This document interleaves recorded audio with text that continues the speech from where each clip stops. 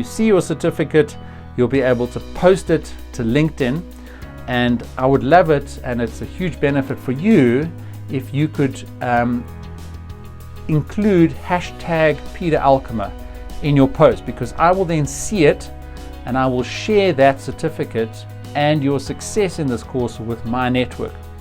And that will boost possibly job prospects for you. It'll boost your LinkedIn profile. It'll give you the credibility that comes with doing this comprehensive project management course, a guide for A+ project managers. So post your certificate to LinkedIn, include hashtag Peter Alkema, so I can celebrate with you in my network, but I'll also be celebrating with you inside the course as you go through the lessons.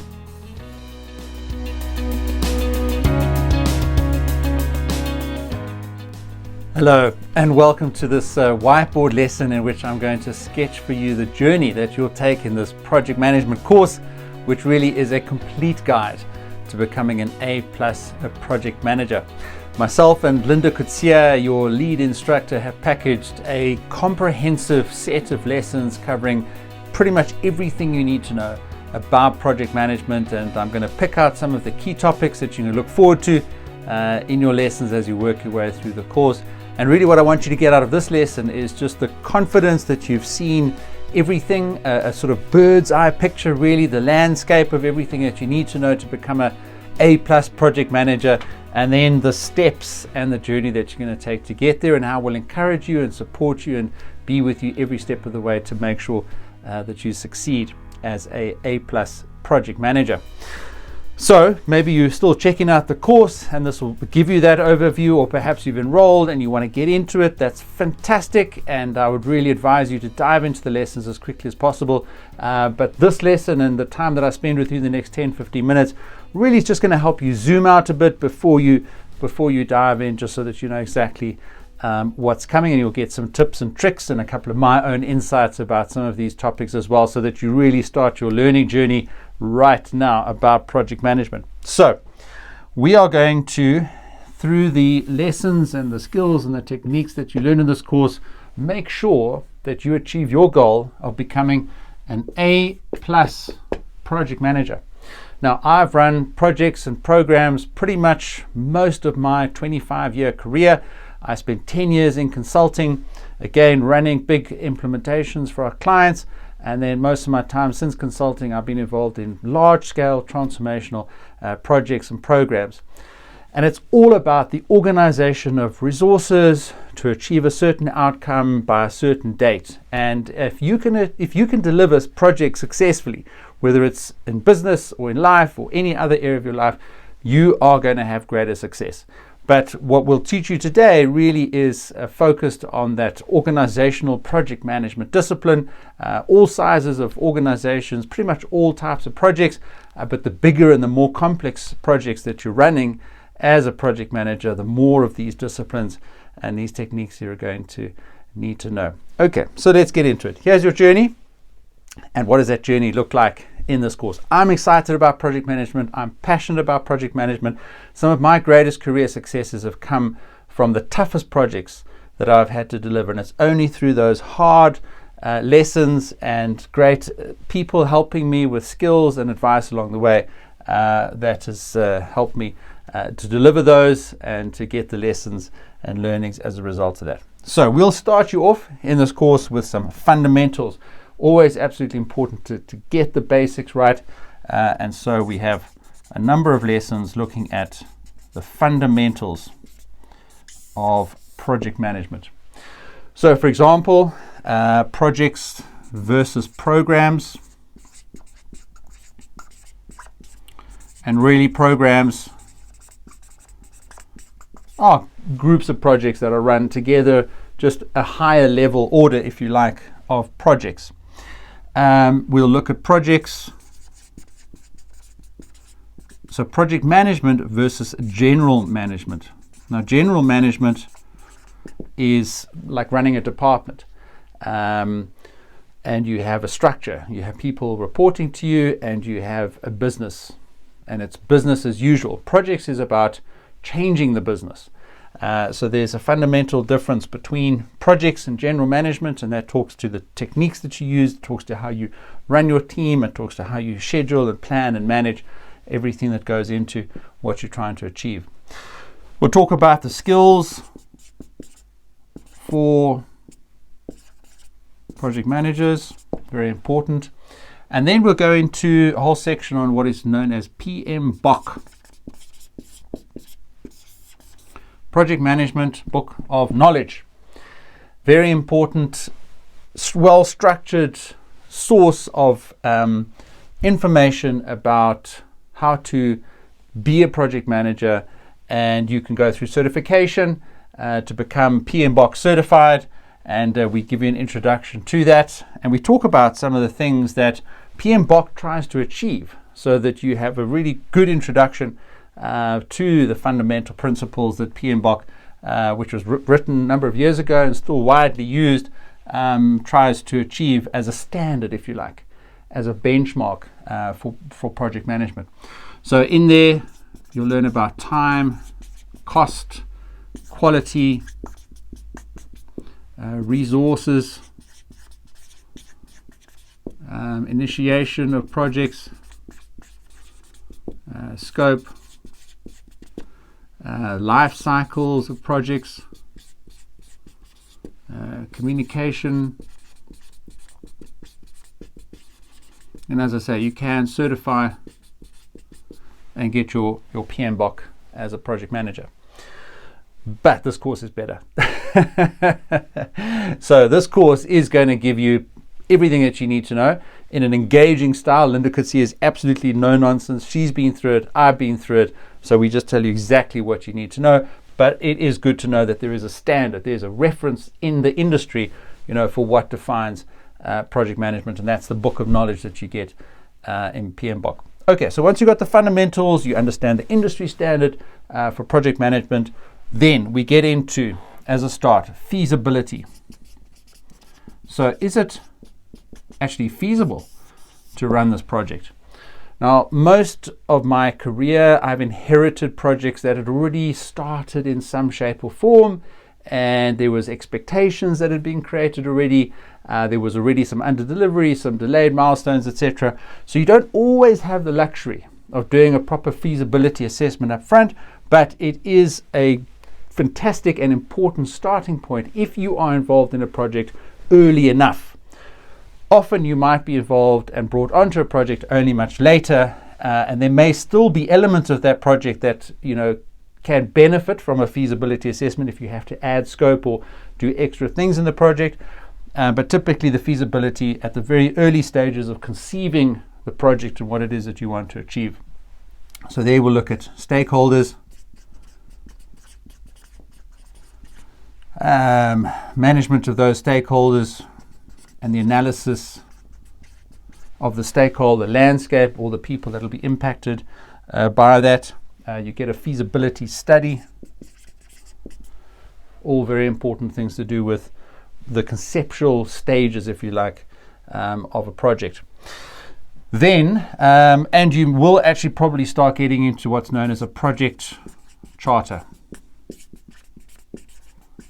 Okay, which is really a document that just sets out what that project looks like, the broad dimensions of it, just to make sure that all the stakeholders are on board. Everything has been roughly scoped out to sufficient level of detail before just diving in. And fantastic if you are involved in that stage, because I think the better the feasibility study up front, the higher the chance of success later on. The later you get involved in a project, the less you can influence it, and the harder it becomes to rescue that project, to get it back on track, and ultimately deliver it successfully. So after feasibility, really going through the sort of sequence, if you like, of the most important project management disciplines, we then get into absolutely important and critical skill that a project manager has to be able to do. And if you can't plan, you're not going to be successful as a project manager. You're going to be stuck. You're not going to get up to that A+ level. So planning is that base camp, if you like, of climbing the mountain to be an experienced and A+ project manager. So in this course, we give you tools We give you the goals of planning and objectives. What are you trying to achieve? What does good look like in terms of planning? We talk about a scope statement linked back to the project charter over here.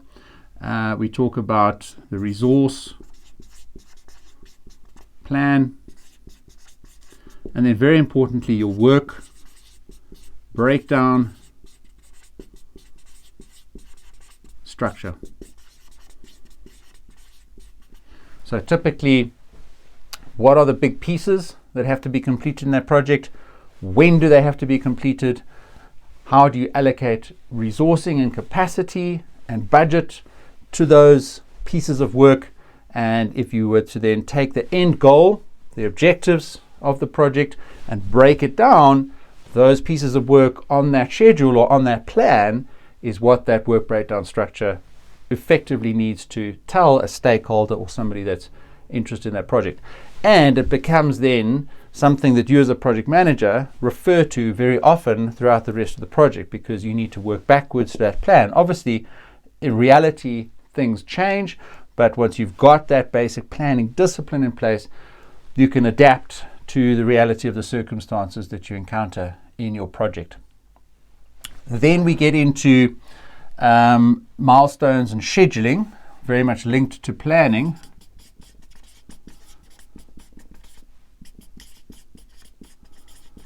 But this is then when you say, right, so what does the stepping stones look like on this project plan? And what is the scheduling that we have to think about to make sure that we achieve those milestones? So we talk about what scheduling actually is, how you put it into operation. There's a very important thing called the critical path. And the critical path is if you lay out end to end all the tasks that have to be done in a certain sequence, that defines the length of your project, because some tasks can be done in parallel. So people often ask, well, what is the critical path of the project? Because that's the minimum duration that that project is going to take. And to be able to do critical path planning, you have to understand a little bit about the interdependencies between the pieces of work on your work breakdown structure. So all of this, building and building in terms of the knowledge and the level of sophistication that you're able to apply as a project manager.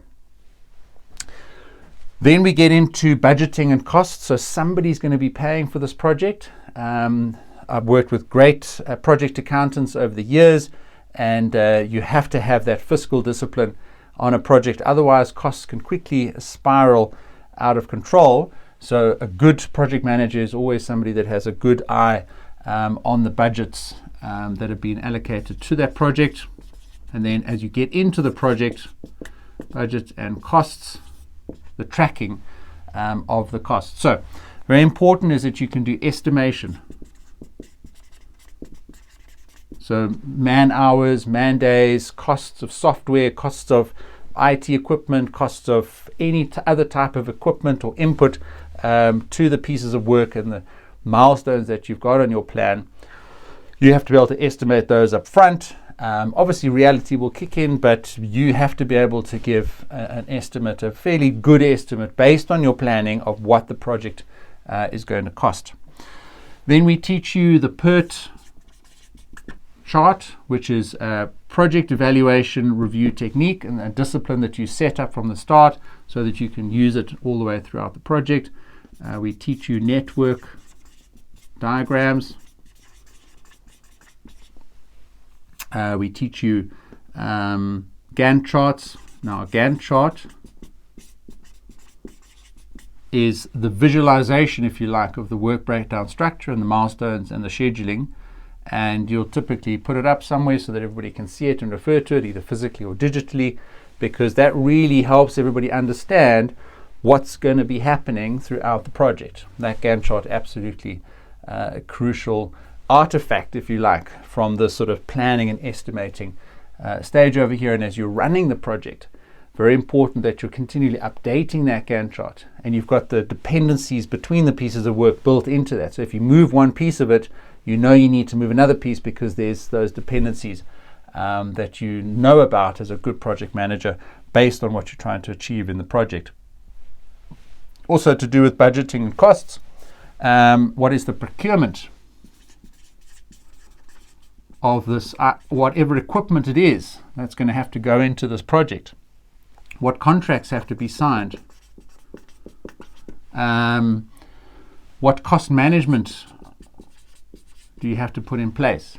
And again, you as the project manager don't necessarily need to know all of that. You need, possibly for bigger projects, I've often had project accountants helping us, working with the finance department, freeing up that budget when we need it on the plan.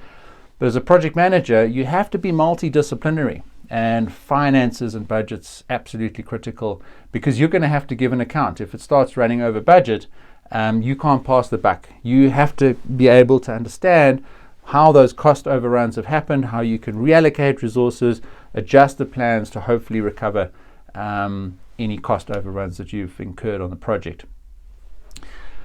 Then, and really you can start to see now, getting into the execution and the implementation of your project, from a financial perspective, from a planning perspective, you more and more have to start thinking about quality. So quality management, very important. So quality, there's many different dimensions to that, so we teach you those factors, right? We teach you about quality assurance. So you can both measure quality at stages in your project, but then you can also ensure that project has quality built into it, which often just comes from starting the project well and making sure that you've got all these in place. I've found the highest quality projects are the ones that have the greatest amount of discipline, and often that's a result of the level of competency of the project manager. And by the time you finish this project, you're going to be an A+ project manager. So quality management, absolutely very important over there as well. And related to that is, of course, this idea of issue and risk management, because issues are going to arise. A risk is just an issue that hasn't happened yet, but as a good project manager, you should be able to anticipate issues that may arise, flag them as risks, and then have a plan to deal with them. Then, very importantly, on your projects, you need to be good at communication. Right, so in communication, we have a thing called the RACI matrix. So people that are responsible, accountable, consulted, and involved.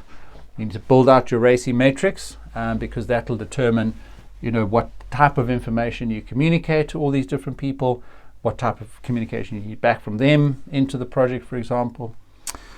We'll teach you some best practices. I've always had fun with communication on projects, and I think it just raises the visibility of a project in an organization, because you create a bit of a hype and a bit of awareness around the project. Obviously, if it's going well, that's a good thing. If it's not going so well, then you're drawing attention to something.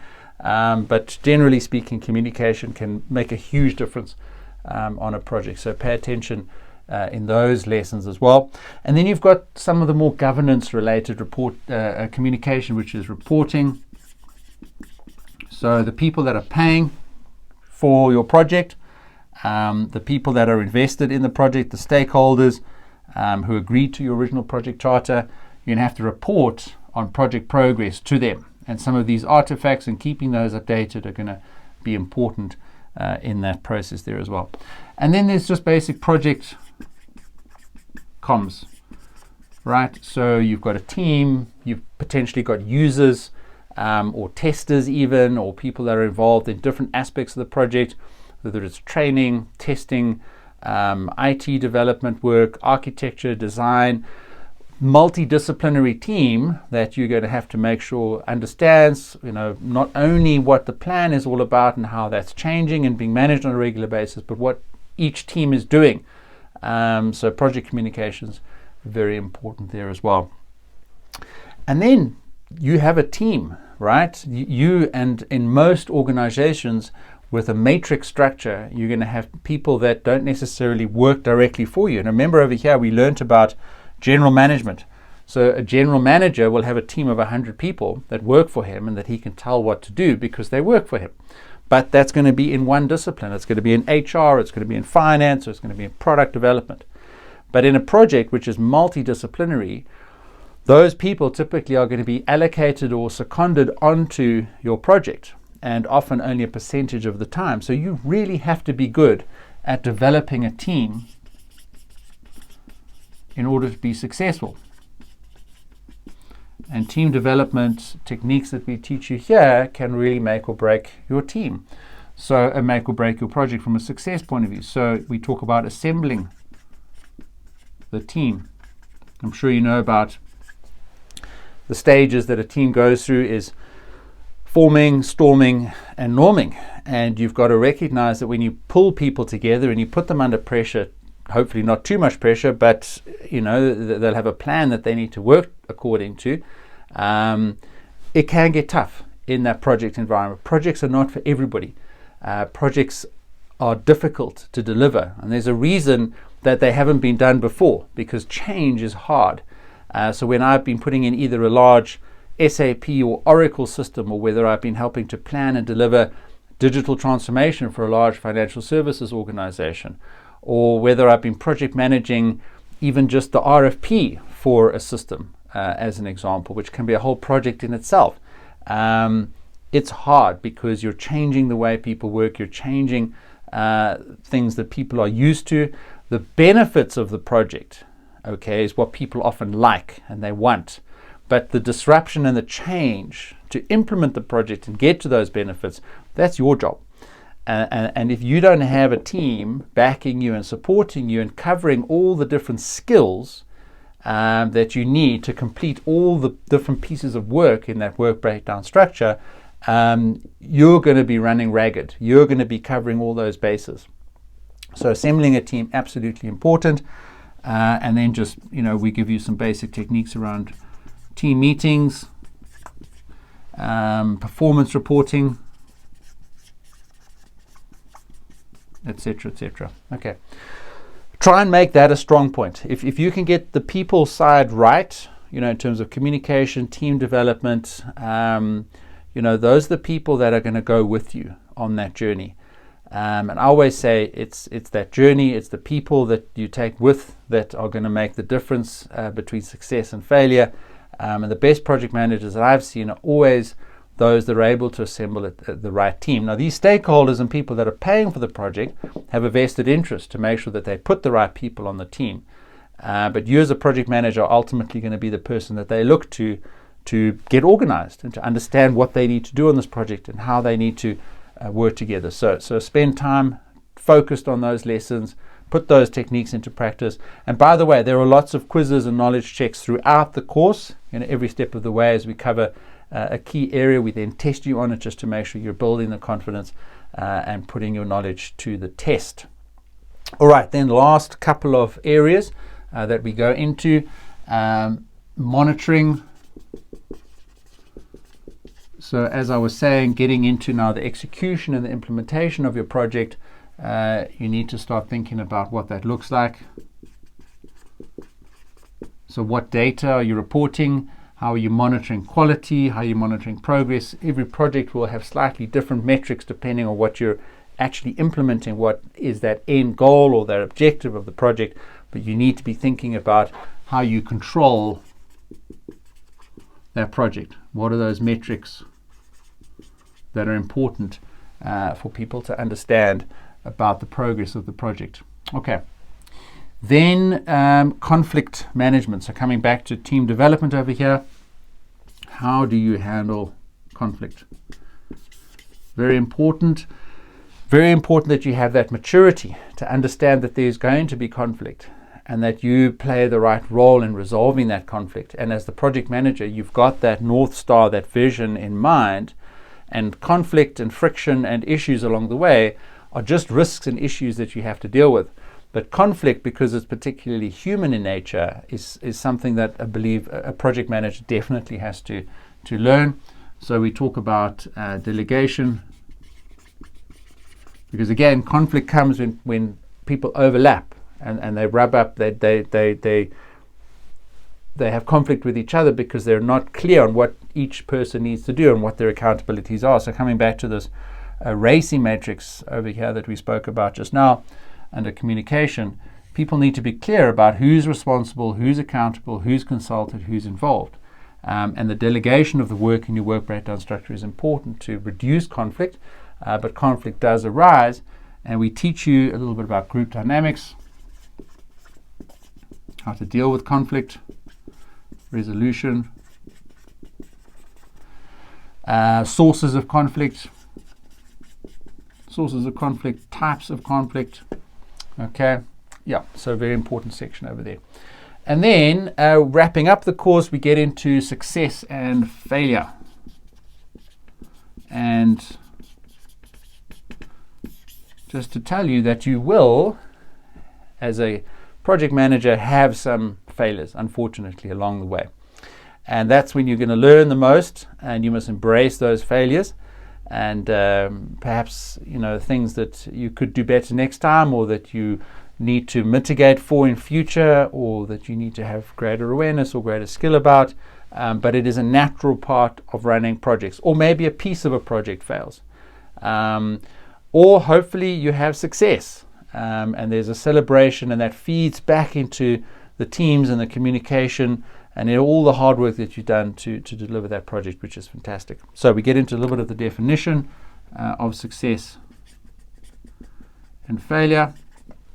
And sometimes it's not always clear whether a project is a success or a failure. So you need to be very clear up front in your project charter, based on the goals and objectives, what success looks like, because it's only when you're monitoring and get to the end of the project that you can look back and say whether or not it was a success or a failure. So we'll go through a little bit of the definitions, lessons, and then closure of a project. Fantastic to get to that point when you're able to say, right, we're closing out the report, and you're closing out the project, and you finish the project as well as you started it, as well as you conceived of the project, and as well as you planned it from the beginning. All right, so that is your learning journey to becoming an A+ project manager. And just in the last few minutes of this lesson, I'm going to take you through a couple of the other features and benefits that you get with this course.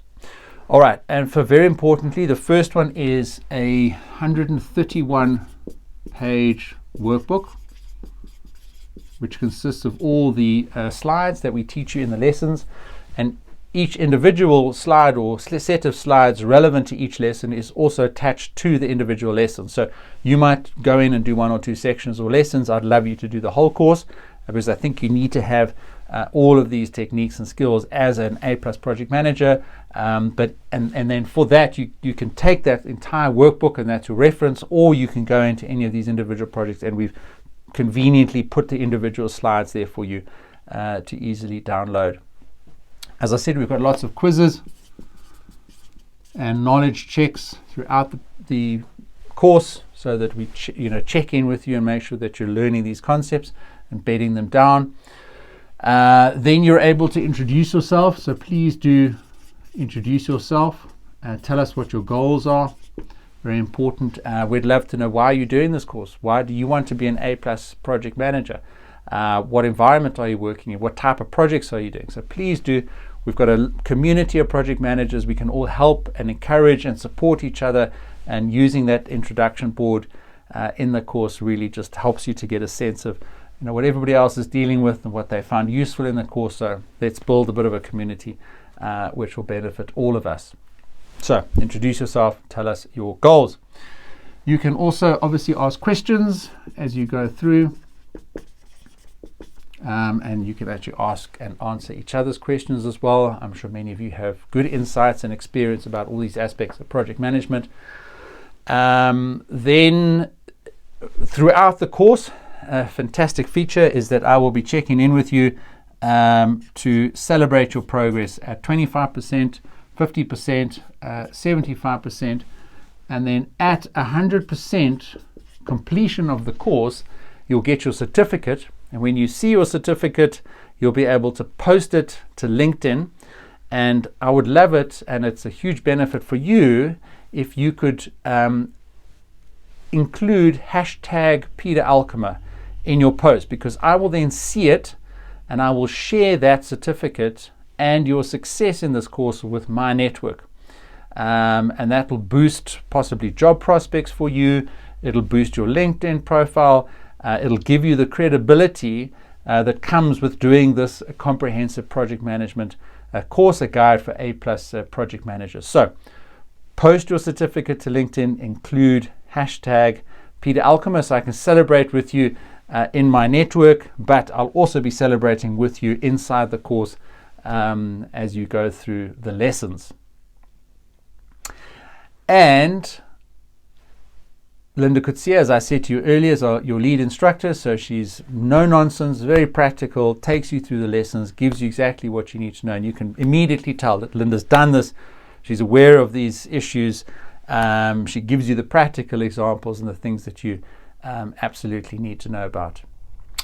All right, so that is the overview of the project management course. Let's just quickly run through it at a high level. So the fundamentals over here, the project management book of knowledge, which is that industry standard or benchmark for project management, getting into the conceptual stages of a project through the feasibility study, and then the planning of it through the work breakdown structure, the scheduling of the milestones, the budgeting and the costing of the project, the quality management as you're implementing that project and making progress on the plan, the communication and the team aspects. Sometimes there's going to be conflict. We'll teach you how to deal with that. The monitoring of the progress and the success, hopefully, of the project, but even if there is failure, dealing with that and ensuring that whatever happens, you do close that project successfully, bank those lessons, and ensure that you learn as much as you can through all the projects that you deliver. So that is a very comprehensive set of lessons in this course on project management, and we look forward to seeing you